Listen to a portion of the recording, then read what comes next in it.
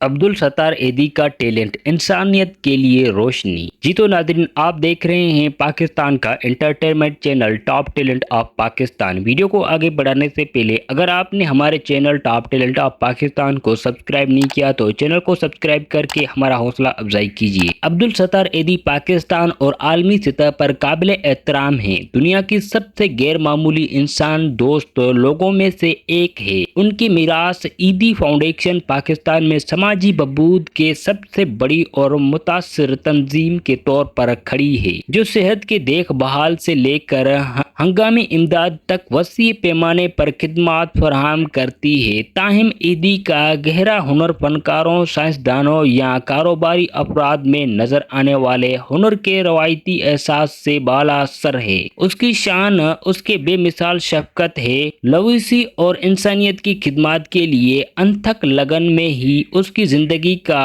کام اور لاکھوں زندگیوں پر اس کا اثر اس انسانیت کے لیے امید، ہمدردی اور بے پناہ محنت کا علامت بنتا ہے۔ ایدھی کی ابتدائی ہمدردی کے بارے میں بات کریں تو یکم جنوری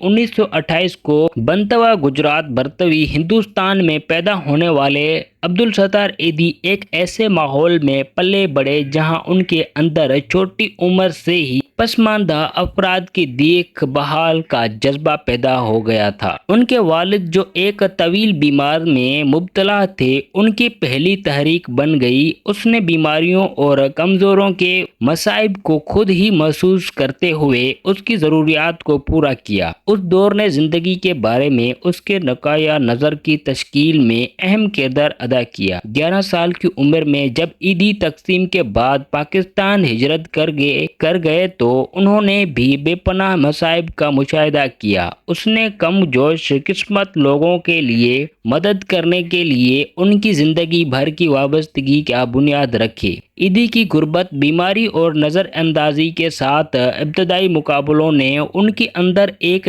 گہری ہمدردی کو فروغ دیا۔ جس چیز نے اسے دوسروں سے الگ کیا وہ محض مدد کرنے کی خواہش نہیں تھی، بلکہ ہمدردی کو براہ راست عمل میں بدلنے کا ایک نادر ہنر تھا۔ دوسروں کے درد کے سمجھنے کی اس کی فطری صلاحیت اور اس کا گہرا ہنر یقین کہ ہر فرد کی عزت کا حق حاصل ہے، اس کی کوششوں کے پیچھے مرہق بننے اسے کہ ہمدردی کو کوئی سرحد نہیں جانتی تھی۔ مذہب، ذات، رنگ اور قومیت نے اسے ضرورت مندوں کی مدد کرنے سے کبھی نہیں روکا۔ 1951 میں ایدھی نے اپنے سفر کا آغاز کراچی میں محدود وسائل لیکن بھی بے حد دل کے ساتھ ایک چھوٹی ڈسپنسری قائم کر کے کیا۔ ان کی ابتدائی کام میں صحت کی بنیادی خدمات اور غریبوں کو مدد فراہم کرنا شامل تھا۔ جیسے جیسے کمیونٹی کی ضروریات بڑھی، ایدھی کا وژن بھی بڑھتا گیا۔ اس نے چندہ جمع کرنا شروع کیا